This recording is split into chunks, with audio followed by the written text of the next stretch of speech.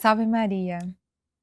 No nosso primeiro encontro sobre a teologia do corpo, falamos sobre a identidade do ser humano. Hoje falaremos sobre a sua vocação ao amor segundo o coração de Deus.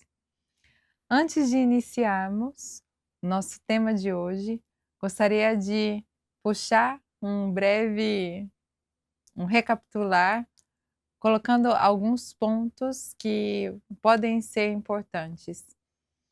João Paulo II nos dá, portanto, uma expansão geral da identidade do ser humano, desde a sua origem, passando pelo seu momento histórico atual, tocado pelo pecado original, mas sustentado, restaurado pela graça, para que chegue à sua finalidade, que é a vida eterna, que é a vida com o Senhor, plenamente em comunhão com Ele, até a eternidade. Nós vemos claramente que este processo é realizado no coração do ser humano. Esse caminho acontece no íntimo do homem e da mulher.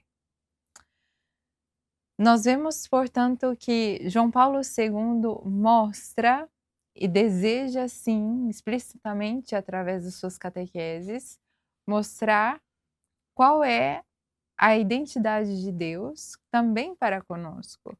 Ou seja, Deus, no seu ser profundo, é Pai, Filho e Espírito Santo. Eles são essa troca de amor eterna e imensa que rege o universo. Nós, criados à sua imagem e semelhança, devemos ser também essa expressão e essa comunhão do seu amor. Tanto é que Jesus, ao dizer a nós, digamos que citando também as Sagradas Escrituras ao Antigo Testamento, diz: sede perfeitos, como o vosso Pai Celeste é perfeito. Assim como é escrito, sede santos como o Senhor Deus é santo, Jesus pede que sejamos perfeitos. E essa perfeição ele esclarece no outro ponto: sede misericordiosos, como o vosso Pai é misericordioso. Vejam, a identidade de cada ser humano e da humanidade inteira é sermos como Deus, sim, no amor. Na nossa pobreza, na nossa pequenez, somos chamados a sermos semelhantes ao Senhor, não pela nossa capacidade individual, mas porque capazes de receber o seu amor e de dá-lo. Portanto, a dimensão relacional é fortemente explicitada por João Paulo II nessas catequeses da teologia do corpo. João Paulo II, portanto, coloca em evidência a vida do cristão nessa relação com o Senhor. E aqui eu gostaria de colocar também, fazer novamente um link entre a teologia do corpo e a vida de comunhão do cristão com Deus Trindade, e a consagração a Nossa Senhora e aquilo que cada consagrada Virgem Maria é chamada a desenvolver com ela. Ou seja, São Luís descreve de forma muito categórica, muito simples também, no último capítulo do tratado, que para se viver a consagração é necessário viver as práticas interiores, por Maria, com Maria, em Maria e para Maria. Nós podemos ver esses passos justamente naquilo que se refere à comunhão íntima de qualquer ser humano, de todo cristão, com Deus. Portanto, se tomarmos a vida humana como ícone dessa relação de cada pessoa com Deus, podemos então relacionar que todos nós somos chamados a esse amor filial com o Senhor. Todos nós, ainda que crescemos, que nos tornemos adultos, independentes, ainda que sejamos muito autônomos, somos pequenos, frágeis e plenamente dependentes do Senhor. Se Ele nos retira o respiro, morremos. Portanto, nós, diante de Deus, devemos ter essa consciência de que somos esses filhos pequeninos, em tudo dependente deles. Nos auxilia nesse caminho de retornar ao Pai como seus pequeninos filhos amados, nossa relação íntima com a Virgem Maria. O viver por meio de Maria nos auxilia de fato a esse vínculo materno com ela, onde eu renuncio a mim mesma e me dou a ela. Renuncio às minhas considerações, à minha própria percepção, ao meu pensamento, ao meu modo de ser, de fazer, para que ela tenha preferência, para que ela possa me indicar a melhor estrada, onde eu me faço pequeno e me deixo guiar por ela.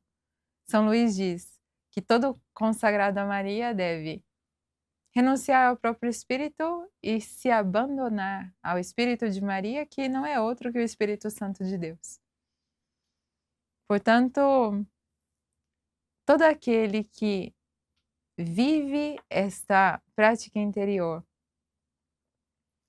se abandonando a ela, confiando-se plenamente a ela, desenvolverá com o passar do tempo, com a fidelidade a essa prática, essa relação filial com a Virgem Maria, reconhecendo-a de fato sua mãe. E ela nos fará automaticamente, nos conduzirá ao Pai. Nos fará ver o Senhor de fato como o nosso bom Pai. Nos fará reconhecer o nosso Pai Celeste com os olhos do Cristo, com os olhos do Filho. E não mais como o Deus temível que Adão e Eva fugiram, se esconderam, não queriam encontrá-lo. Uma outra figura que podem nos auxiliar na nossa vida espiritual é o fato, como dizíamos no final da aula passada, sobre Cristo Esposo. A relação esponsal faz parte também da vida humana, faz parte também da vida espiritual. Tanto que muitos santos, muitas santas, viveram esse desposalice espiritual com o Senhor. Do que se trata isso? Se trata, digamos, das últimas moradas. A última morada de Santa Teresa de Jesus foi justamente essa união esponsal com o Senhor. Vejam que, de forma natural, essas duas realidades se ligam de forma muito íntima. Deus, quando criou o ser humano, disse: o homem deixará o seu pai e sua mãe e se unirá à sua mulher, e eles serão uma só carne. Vejam que a finalidade da existência humana, de forma natural, não é estar sempre com os pais, não é essa união filial íntima que se mantenha para sempre. Não, os filhos são para crescerem e para poderem viver as suas vidas de forma adulta, responsável e darem as suas vidas, por fim. Portanto, a relação filial para um cristão é necessária, importantíssima e dura toda a vida, porque somos pó, somos pequenas criaturas e filhos do Senhor. Mas somente essa relação não nos basta.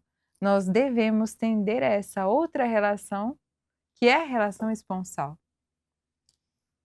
Se nossa relação filial é desenvolvida com o Pai, e Maria nos ajuda a esse passo no viver por Maria, agora nos auxilia ao passo do crescimento espiritual em desenvolver esse esposalício com Deus, com Cristo de forma mais concreta, porque Ele é o esposo da humanidade, Ele que revestiu-se de nossa carne para nos assumir como a humanidade inteira como esposa, para que assim, através das imagens do Antigo Testamento, onde Deus é já chamado como esposo e o povo de Israel é a esposa, portanto, usando essa mesma imagem, agora não mais somente o povo de Israel, mas toda a igreja e toda a humanidade é chamada a ser esposa de Cristo. Nos auxilia nessa relação esponsal com Cristo, onde encontramos a plenitude do nosso destino, porque aí tendemos, aí não terá fim a nossa relação com o Senhor. Se o homem deixará o seu pai e sua mãe e se unirá à sua mulher e os dois serão uma só carne, não há término. É até que a morte os separe, mas se o Cristo não morre e nos conduz à vida eterna, à ressurreição, portanto, nossa união com Ele não haverá fim. É uma vida sem fim. É uma vida eterna, uma vida plena, em abundância, como Ele promete. Portanto, chave para que possamos adentrar a essa relação profunda com o Cristo esposo, como humanidade redimida, humanidade que acolhe o dom da sua renovação espiritual, temos o viver com Maria. Vejam que viver com Maria é uma dimensão espiritual onde encontramos uma colaboração com ela. Não é somente estar unidos a Maria, imitando-a, mas é o contar com o seu auxílio. São Luís coloca em evidência que devemos imitá-la sim, mas na medida de nossas forças, e as nossas forças são muito limitadas. Portanto, temos a certeza de poder contar com o seu auxílio em tudo aquilo que vivemos, em tudo aquilo que nos dispomos a fazer, em tudo aquilo que fazemos com o seu auxílio, com o seu Espírito. Portanto, viver com Maria, já como os esposos, é algo onde me exige uma maior responsabilidade, uma adesão plena, onde eu faço a adesão a esse vínculo de união e de amor com a Mãe de Deus e com o Senhor. Um filho pequenino recebe todo o cuidado, todo o amor, todo o necessário para sobreviver. Um esposo, uma esposa, mutuamente devem se sustentar no amor. Devem dar e recebem também, mas são ativos. Portanto, é uma característica desse crescimento espiritual. E por fim, chegamos no viver em Maria, que seria, digamos, que a imagem que nos conduz àquilo que digamos seria a fecundidade espiritual, onde em nós é gerada uma vida nova, fruto dessa união com Deus. Vejam que a abertura do próprio ser ao dom do Espírito Santo não nos permite fechar o Espírito Santo em nós mesmos, ou vivemos somente em benefício próprio, mas faz com que necessariamente sejamos dom ao próximo. Essa realidade podemos ver plenamente na vida espiritual. Se pegamos todos os tratados de espiritualidade, vemos que o ponto final dos livros de espiritualidade é o apostolado, porque a doação de si e a doação do Cristo através do próprio ser é a finalidade última de toda a espiritualidade. ou seja, a salvação da humanidade, a salvação do meu próximo, o bem do outro. Que o Cristo seja formado em todos. Esse é o objetivo. Vejam que o viver em Maria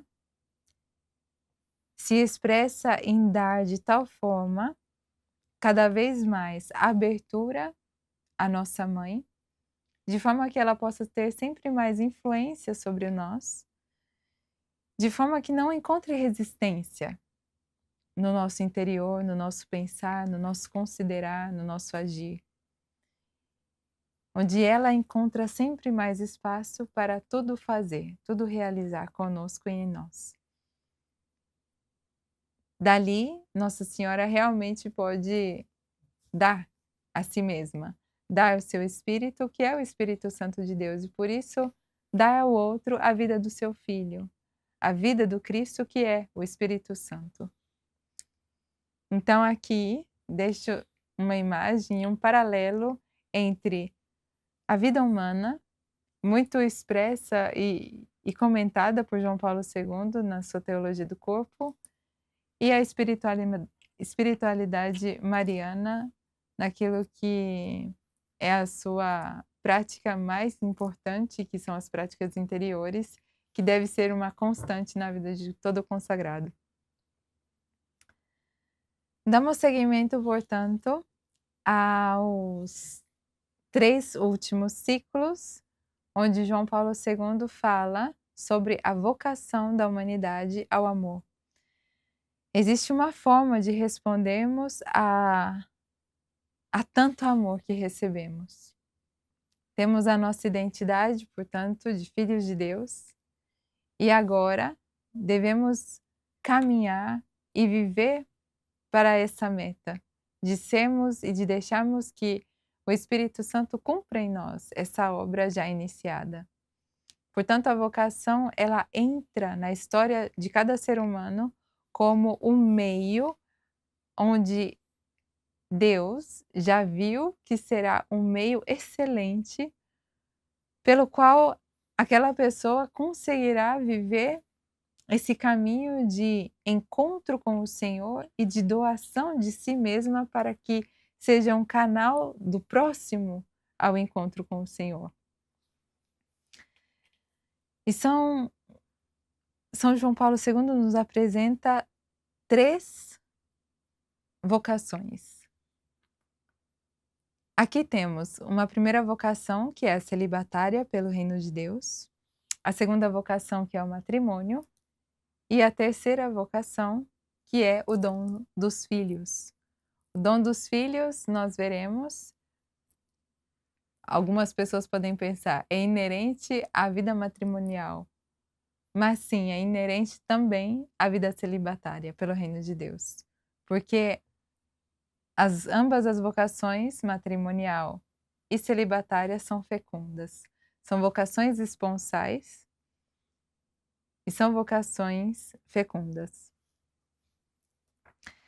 Devemos, portanto, considerar que a vocação do celibato pelo reino de Deus é uma vocação sobrenatural. O Senhor, de alguma forma, se faz perceber ao chamado, aquele ao qual chama, e mostra que o chama ao seu seguimento de forma mais próxima, onde aquele espaço da solidão originária coincide com o espaço esponsal da vida sobre a terra.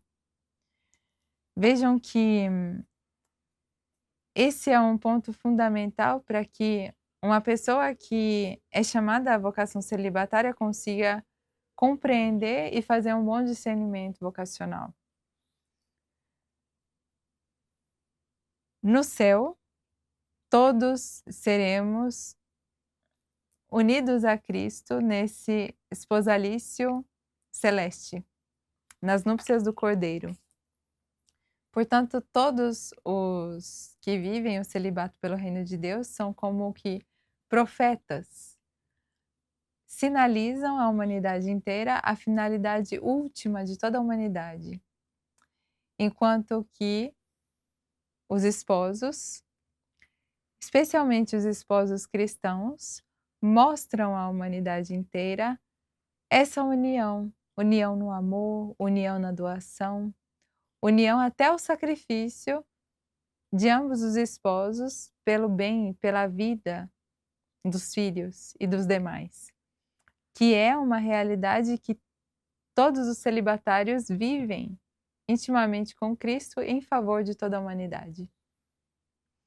Portanto, o celibato, pelo reino de Deus, é uma vocação que deve ser feita como uma oferta de amor, livre, que requer sim uma renúncia, mas é uma renúncia por amor. E, portanto, é um dom.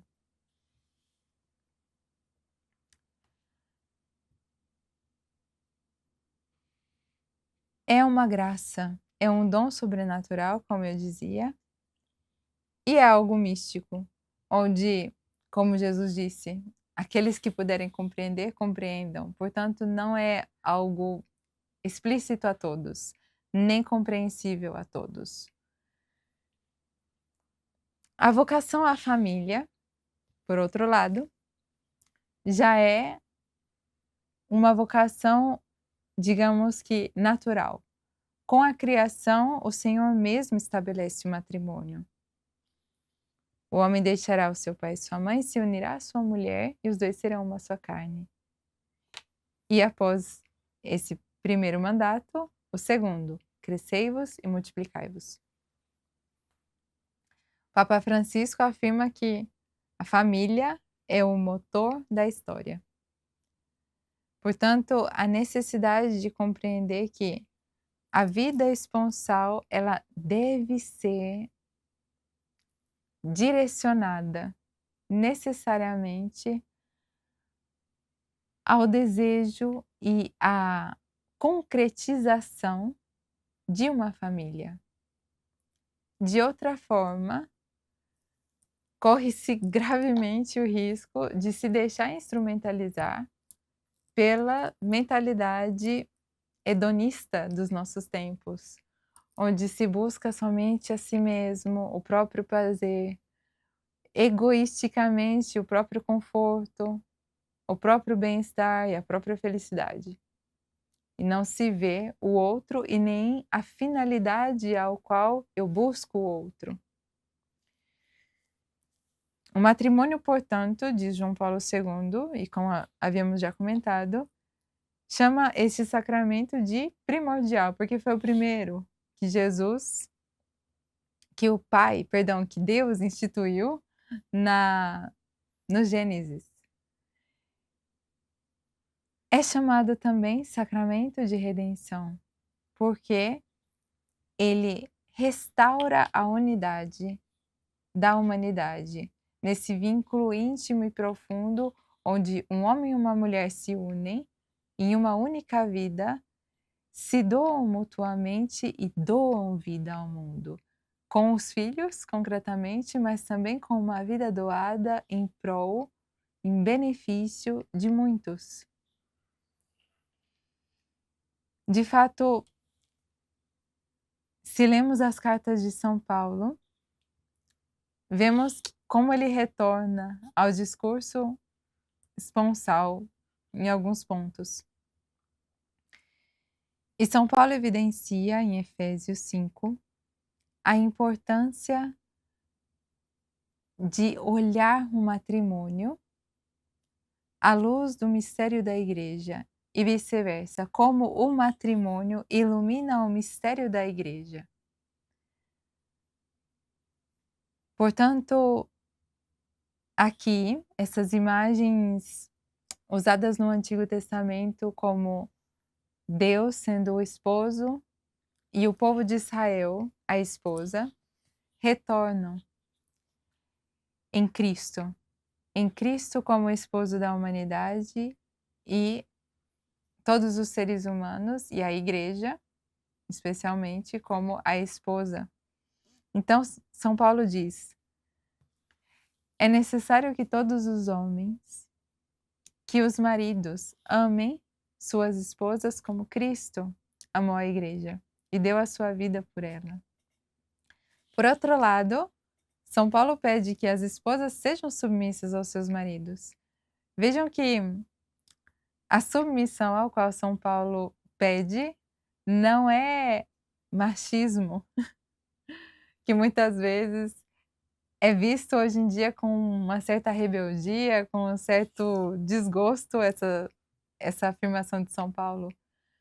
Mas é importante olhar que antes São Paulo inicia o texto dizendo: esposos, sejais submissos um ao outro no amor. Portanto, aquilo que se refere a um se refere ao outro. Que sejam submissos no amor e que se amem mutuamente como Cristo amou a igreja e se deu a ela. Mas as figuras aqui são evidentes. O esposo faz às vezes o Cristo. Portanto, é necessário que o esposo ame, dê a vida, cuide de sua esposa. É necessário que a esposa considere o marido e possa aderir àquilo que for a sua guia, a sua opinião, a sua condução. Porém, isso deve acontecer dentro da vida matrimonial, nas dinâmicas próprias do respeito, do amor mútuo e da doação recíproca. Também é importante salientar que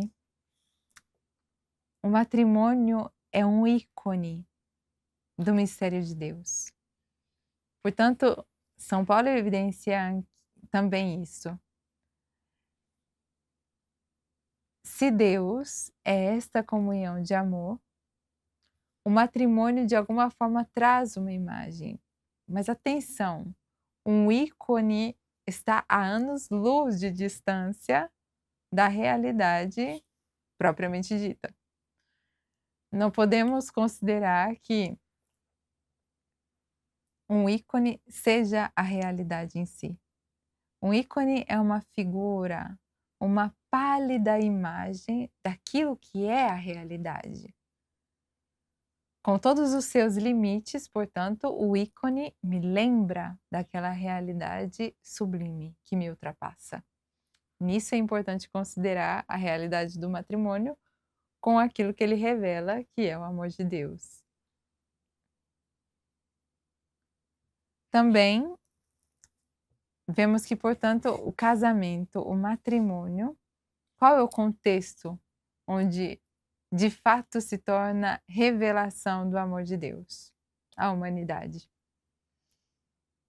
Quando vividos segundo aquilo que é previsto como sacramento, ou seja, se tomarmos o rito do matrimônio, para que o matrimônio seja de fato válido, é necessário que ele aconteça com esses 4 pontos. Deve ser livre, uma entrega total, fiel e fecunda. A validade do matrimônio, esses 4 pontos da entrega, devem coincidir com cada gesto, com cada instante da vida dos esposos. O que foi feito de forma ritual no matrimônio deve depois ser vivido sempre ao longo da vida do casal, em todos os momentos, de forma muito especial na união esponsal do casal, que é o que marca, o que sela essa união e essa comunhão, essa aliança. Daí podemos, de alguma forma, colher a imensidade, a imensidão, a sacralidade, seja do matrimônio como sacramento, seja do significado da união esponsal, tão banalizadas nos nossos dias e que, de forma inerente, tem um valor sublime, um valor que podemos colher na capacidade de transmissão da vida, de gerar uma vida, de gerar um filho de Deus. Portanto, aí vemos que, sim, este é um ato sagrado, quando vivido de forma livre, total, fiel e fecunda dentro de um matrimônio.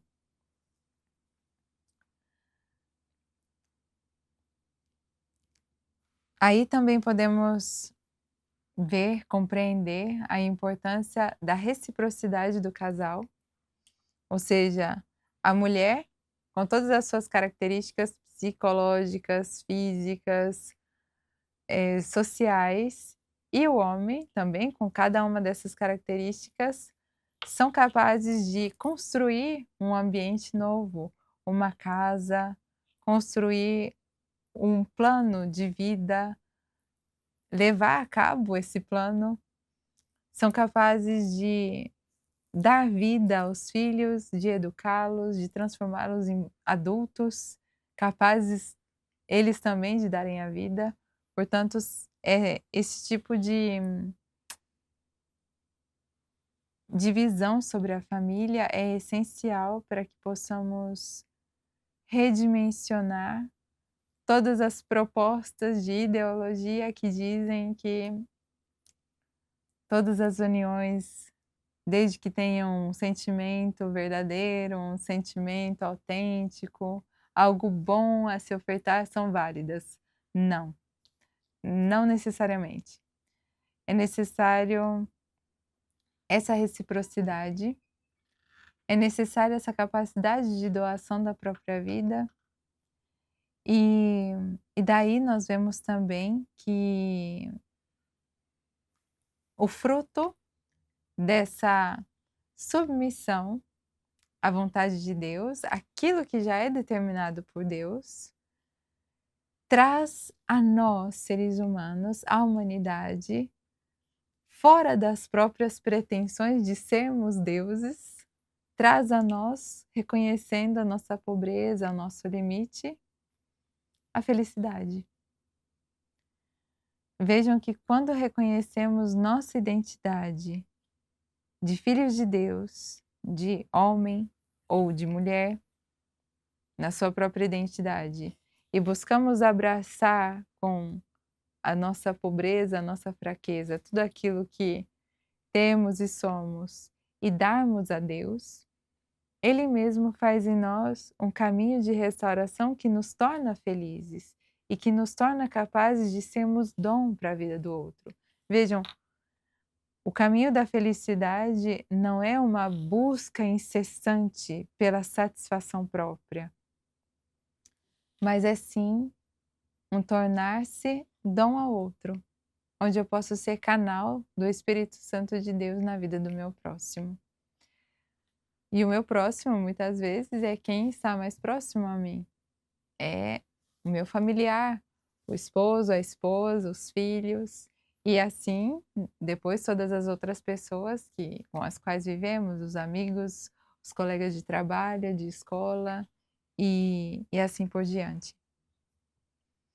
Portanto, compreender que o mistério do matrimônio e da família são inseridas no mistério de amor do reino de Deus é de fundamental importância para entendermos a vocação do ser humano ao amor, que não é um amor líquido, mas é um amor concreto.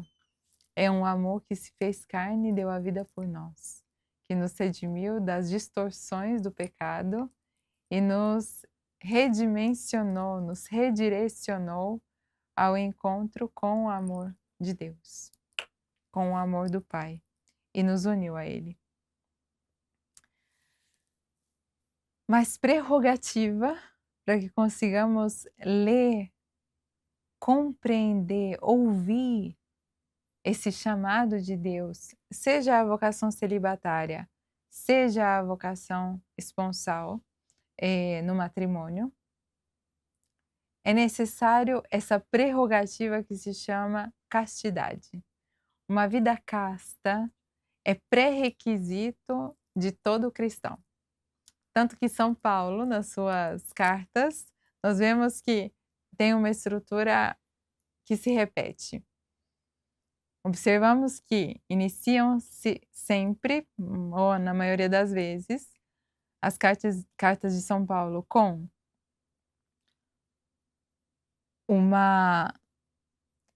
um forte chamar os cristãos à sua identidade de terem uma vida nova. A vida velha passou, agora somos inseridos em Cristo, somos corpo de Cristo. Temos essa vida nova. Temos essa vida movida pelo Espírito. Num segundo momento, após retomarmos a força da vida nova, da vida do Espírito em nós, não somos mais mortos e vivemos abandonados ao pecado, mas temos uma vida em Deus. Deus vive em nós e, portanto, devemos viver conforme filhos de Deus. E aqui, nessa segunda parte das cartas de São Paulo, ele nos apresenta a vida casta como o meio ordinário para que os cristãos possam viver bem a sua vocação ao amor. A vocação ao amor, o dom de si mesmo e, com isso, o dom do Espírito Santo ao próximo, é algo que depende necessariamente de uma afetividade reta, vivida em retidão. Portanto, a castidade se torna aqui essencial para que possamos, de fato, abraçar, identificar e abraçar a nossa vocação, a vocação de cada um de nós. Diz o Catecismo da Igreja Católica: a virtude da castidade engloba a integridade da pessoa e a integralidade da doação. Portanto, uma pessoa casta, ela é capaz de ser inteira naquilo que ela é e faz, não é rachada, não é fragmentada, ou vai com o tempo curando esses fragmentos. E também é capaz essa pessoa de uma doação total. É capaz de se dar por inteira, é capaz de um amor autêntico, em última palavra. Todos os crentes, diz o Catecismo, no ponto 2348, todos os crentes em Cristo são chamados a levar uma vida casta de acordo com o seu estado particular de vida. No momento do batismo, o cristão compromete-se a viver os seus afetos na castidade. Vejam que a castidade faz parte da vida cristã em todos os seus estados. Cada um de uma forma específica. Então, obviamente, a castidade dos esposos tem relação com o respeito mútuo, com o respeito dos tempos também de união, onde um respeita o outro, da fidelidade entre os esposos, enquanto que a castidade na vida consagrada, celibatária, por exemplo, se trata justamente de ter uma abstinência total de relações sexuais, além do fato de ter os afetos redirecionados ao Senhor e relações fraternas sadias e castas na sua própria natureza. E assim temos, portanto, cada estado de vida com a sua característica de castidade. O viúvo tem a sua característica, os jovens que ainda não fizeram discernimento vocacional têm uma característica própria, as crianças têm também. E, portanto, é necessário que conheçamos para que possamos promover uma sociedade favorável a castidade. Outra característica do nosso tempo é esse ambiente onde o pudor não tem mais uma consideração, uma palavra, um espaço, mas nós cristãos somos chamados a promovermos e a sermos aqueles que mostram a beleza da vida casta, a beleza de uma vida pura, onde a castidade se torna expressão de uma pureza e da limpidez do coração. Não é uma característica simplesmente exterior e relacional, somente externa, mas é a expressão profunda do meu íntimo, onde Cristo está no meio e Ele mesmo regula e se torna o ponto de encontro das relações entre todos os seres humanos, cada um na sua própria identidade e autenticidade.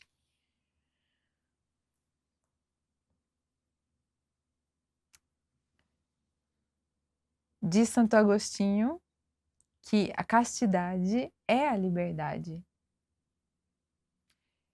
E, portanto, o amor, ele tem essa capacidade de ordenar as relações. O amor verdadeiramente casto, ao contrário de se tornar desordem, não, ele tende a ordenar as relações.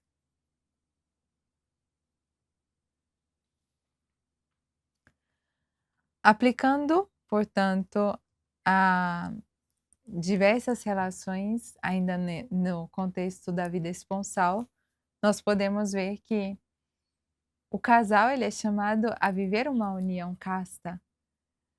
A união esponsal favorece a unidade dos esposos, a fortificar o vínculo esponsal, mas deve ser sempre acompanhado, precedido e seguido de uma vida de oração.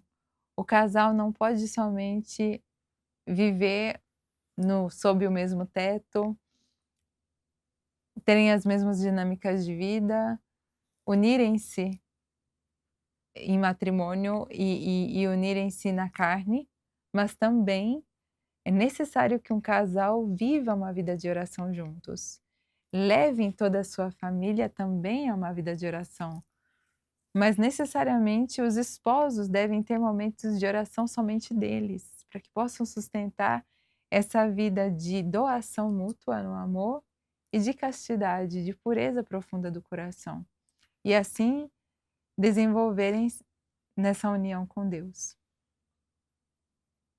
Também os jovens que são namorados, noivos, devem desenvolver uma própria castidade e a proximidade física aí deve ser bem compreendida, para que possam serem respeitosos um com o outro e favorecerem assim o discernimento, porque são fases de preparação ao matrimônio. O noivado, o namoro, são fases onde o discernimento não pode ser deixado de lado e ser colocado para um segundo momento. É necessário colocar cada coisa no seu lugar para que tudo seja vivido plenamente, segundo o coração de Deus, em cada tempo.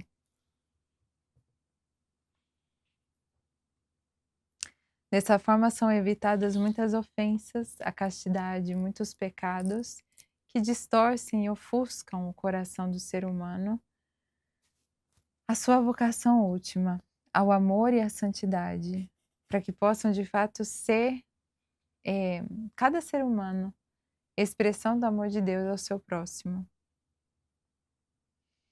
Vejam que os pecados sexuais, eles são muito e cada vez mais difusos hoje em dia, com a era digital, se tornou uma chaga, esse tipo de pecado nos nossos tempos, ainda que fazem parte de toda a história da humanidade. Digamos que, se formos considerar somente a situação tal como ela se apresenta, Seria um quadro desesperador. Mas somos chamados de fato, e acredito que seja um chamado que o próprio Papa Francisco faz a toda a igreja, a todos os cristãos, a olharmos com esperança o nosso presente e o nosso futuro. Por isso peregrinos, por isso se colocam em marcha, por isso ultrapassam o cansaço do próprio momento presente para se colocarem em direção a uma meta e se tornarem talvez aqueles que atraem outros para a mesma meta. Talvez não, seguramente. E o objetivo também, acredito que um dos sinais fortes é este, de sermos sinais de esperança para um mundo fragmentado, para muitos corações feridos na sua afetividade. Temos também o documento recentemente escrito por Papa Francisco, de Lexit Nos, onde ele fala justamente da afetividade como expressão do coração de Cristo por nós, e onde Cristo expressa o seu amor, sim, no seu coração de forma humana e de forma divina. E ali, neste coração, nos encontramos, nos reencontramos, nos restauramos.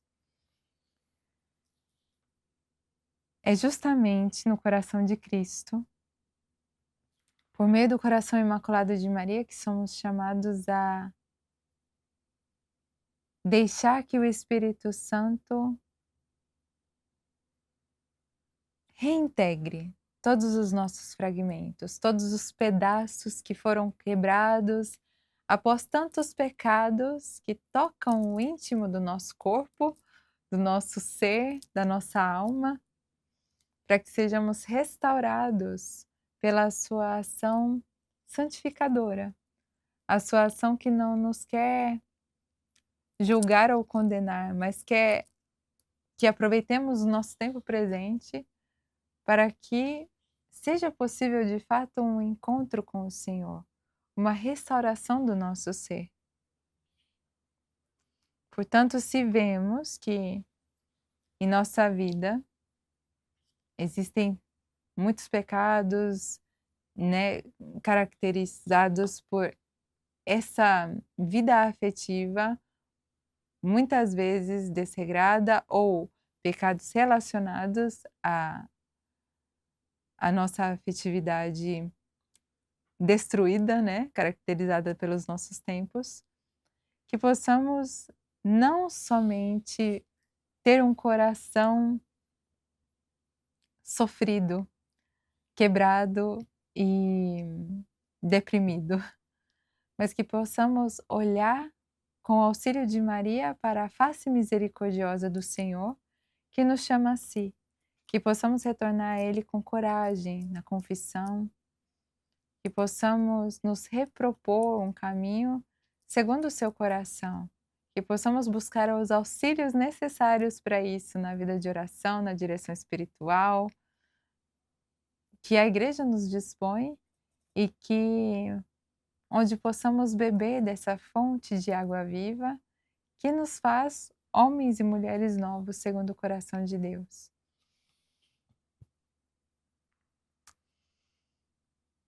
Vamos para o nosso último ponto, que é a abertura à vida, onde o dom de si se torna acolhimento do outro. Acolhimento de um novo que se agrega a essa comunhão. Nós vemos na vida familiar o dom dos filhos, o dom que Deus faz dos filhos a uma família, como realmente a intervenção do Senhor naquele seio familiar, onde pessoas que não existiam até então passam a existir a partir daquela união de amor desse casal. Portanto, aqui devemos compreender que a união esponsal e o matrimônio, ela deve ter essa dupla característica. unitiva e procriativa. Um não pode existir sem o outro. Portanto, cada união esponsal deve ter isso em mente. Os esposos devem ter isso claro. Cada união é unitiva, é para que eles possam unir-se sempre mais, é pelo bem dos esposos, mas é também procriativa. Portanto, não existe procriação sem união, e aqui já se esclarece que fertilizações in vitro artificiais não são acolhidas pela igreja, e faremos um comentário em breve sobre isso. E também união sem a possibilidade de procriação, somente para se obter um prazer físico ou psíquico, ou interior, ou afetivo, não é possível. Em ambos os casos, a pessoa se depara com um pecado, porque aí existe uma instrumentalização da união ou da vida.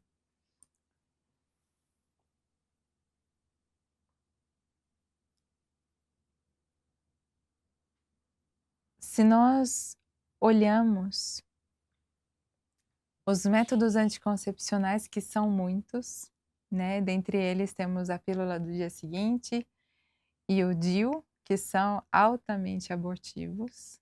Temos também as pílulas de terceira e quarta gerações dos anticoncepcionais, que também são abortivas, apesar de poucas pessoas saberem que é uma possibilidade de 50% de aborto. O diafragma, vasectomia, preservativos, entre outros. Todas essas formas de anticoncepção, elas introduzidas na vida de um casal, introduzem junto com elas não só a morte, em muitos dos casos, mas também uma mentira, sempre. Porque a união esponsal diz: eu me entrego totalmente a ti. E entrego a minha vida a ti. E assim, as vidas juntas se tornam fecundas. Vejam que se introduz uma mentira, porque não há uma entrega verdadeira ou há uma entrega parcial. E onde o fruto daquela entrega é previamente interrompido, bloqueado, portanto, se vê como dado de fato que a introdução dos preservativos teve um efeito anticonjugal. Após o uso de anticoncepcionais, em geral, na vida da sociedade, houve um aumento de divórcios, de separações na vida da família, né, em toda a humanidade, né, em muitas nações, seguiu-se sempre essa mesma dinâmica. Se buscava justificar o uso de anticoncepcionais para que se evitasse o aborto, mas, infelizmente, outro dado de fato é que a introdução de anticoncepcionais, vários, fez com que aumentasse o número de abortos. Então, dados parcialmente recentes, dizem que o estado da população mundial, divulgado em 2022 pela ONU, afirma que, por ano, 121 milhões de mulheres e meninas engravidam e 60% desses casos abortam. Portanto, nós estamos aí com uma cifra de 72,6 milhões de abortos por ano em todo o mundo, no ano de 2022. Outro dado, para se adicionar a este, e agora aqui já falando do grande malefício das práticas de fertilização in vitro artificiais demonstram que esse número de abortos nas fertilizações in vitro são triplicados. E diante desse dado, né, dessa informação, eu me pergunto, o Holocausto, que foi vivido em 1940, me parece muito mais leve do que aquele que estamos vivendo de forma muito silenciosa nos nossos dias e de forma crescente. Então, é uma informação para que possamos refletir e reconsiderar no caso da difícil, dolorosa informação e constatação da impossibilidade de não ter a possibilidade de ter filhos, de, de ter essa dor, né? Essa chaga dentro da família. Com certeza é uma cruz. É uma cruz descobrir que o casal é infértil. Mas vejam que a fecundidade, ela é um dom de Deus e ela faz parte das prerrogativas de um matrimônio. Portanto, se um casal não pode ter filhos na carne, isso não significa que não seja fértil espiritualmente, que seja fecundíssimo espiritualmente. Se vivem em união com Cristo, a própria união, a união entre ambos. Portanto, eu encorajo esses casais que vivem essa dor, essas pessoas que têm essa chaga, né, que devem carregar essa cruz, que possam unir essa cruz, a cruz do Senhor, que tenham a coragem de, unidos à Virgem Maria, estar em pé aos pés da cruz e esperarem receber do coração aberto do Salvador esse sangue e água fecundos, que podem sim fazer com que o coração desses esposos se torne uma fonte de vida nova para tantas pessoas que eles podem servir e ir em encontro e fazer da vida deles um instrumento de salvação para a vida eterna para muitas pessoas. Então, eu convido a esse olhar de não se desanimarem, de não se deixarem cair na tentação e na ilusão de conseguirem reverter a situação com os próprios meios. E aqui eu explico que a fertilização in vitro é muito nefasta. Em primeiro lugar, porque há essa separação e instrumentalização da vida, onde os esposos não se unem para gerarem o filho. Portanto, o filho pode ser gerado em laboratório, pela mão de um técnico de laboratório, um médico. Pode ser gerado com células, né, o sêmen e ou óvulo de pessoas estranhas. Existe aqui a instrumentalização da vida na sua concepção. Algo que é divino se torna um procedimento laboratorial. E esse é o primeiro motivo ao qual a igreja diz que é contrária a essas técnicas. Existe um agravante. O fato de que são técnicas onde há um êxito de 30% no melhor dos casos. Ou seja, a probabilidade de que as crianças, os embriões que foram fecundados em laboratório, venham a se tornar pessoas, né, que são geradas e que têm uma vida, é baixa. Então, muitos, no meio do procedimento, morrem. Muitos que vão até o final do procedimento, muitos embriões acabam o seu percurso em bancos, de embriões em laboratórios, onde eles deixam ali conservados, congelados, para um futuro, onde com finalidade de pesquisa ou afins, poderão ser usados. Nisso, muitos são descartados e acabam no lixo. Então podemos ver que num quadro muito claro da situação, existe não só a instrumentalização da vida, mas também um desprezo da própria vida humana. E é algo que deve nos fazer refletir, nos deve causar sim dor, porque como havíamos dito na primeira aula, a vida humana ela tem o seu caráter sobrenatural e eterno. E nenhuma vida deve ser instrumentalizada em benefício próprio.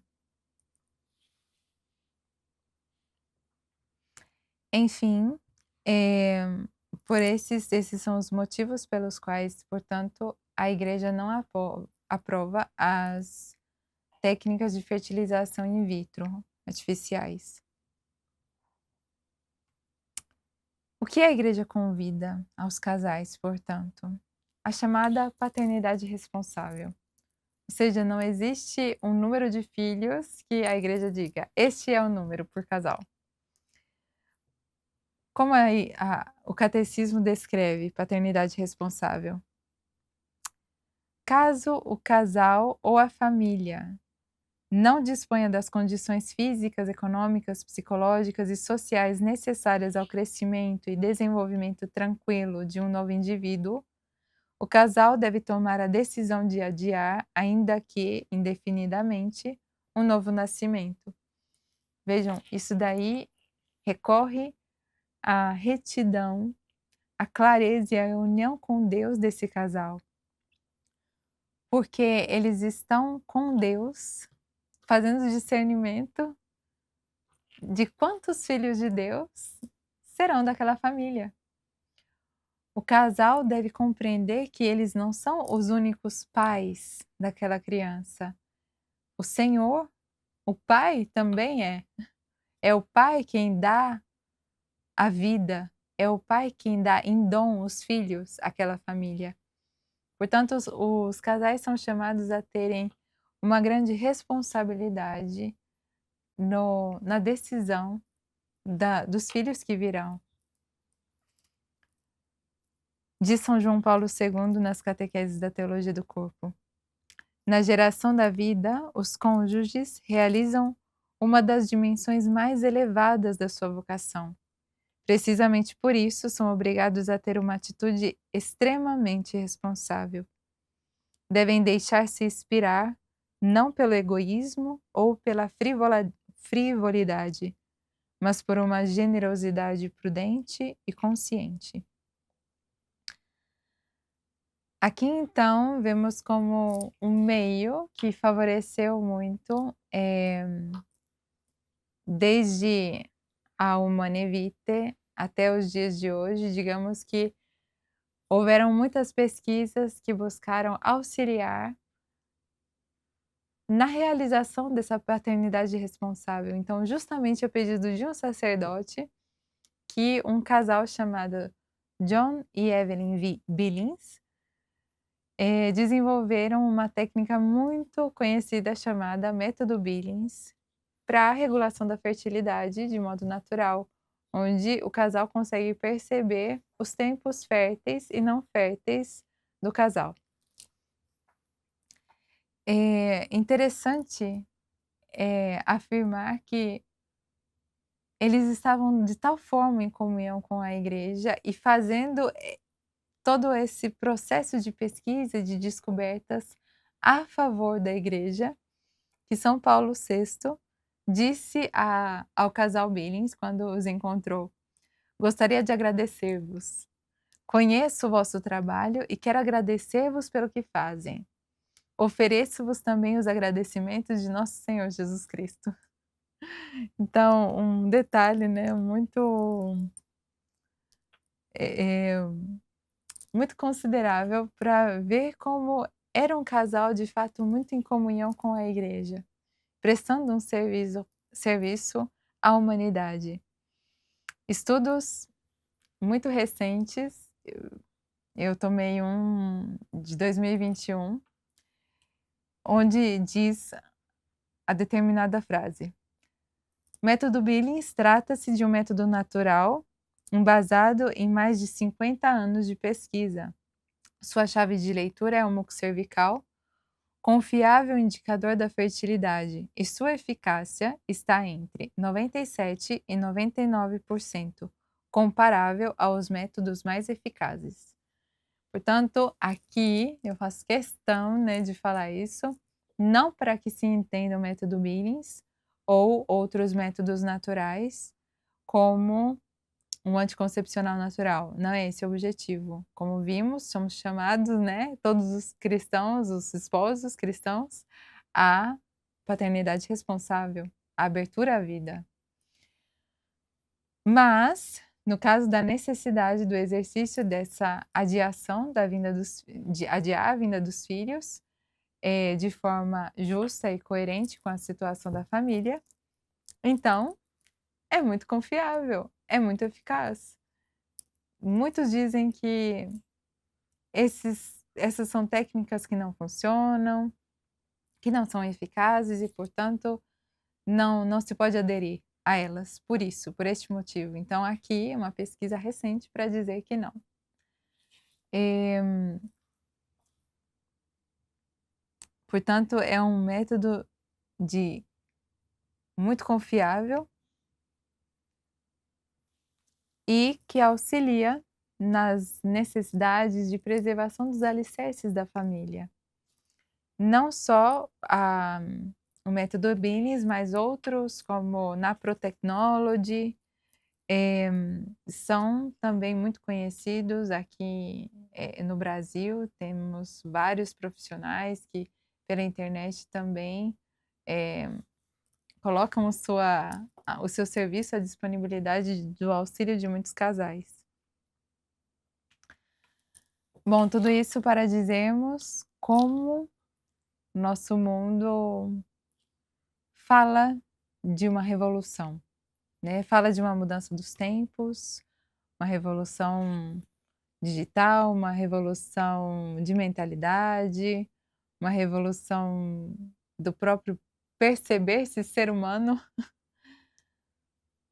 Mas qual é a verdadeira revolução? Qual é a verdadeira mudança de mentalidade a qual nós somos chamadas? É essa que Cristo nos chamou no Evangelho, é essa que a Virgem Maria nos faz possível um acolhimento total por meio do seu coração imaculado, por meio da sua presença materna, que nos conduz a essa adesão sempre mais profunda ao Evangelho de Cristo, que é o Evangelho de amor e de comunhão dos filhos de Deus na igreja e de cada indivíduo com o Senhor, com a Santíssima Trindade.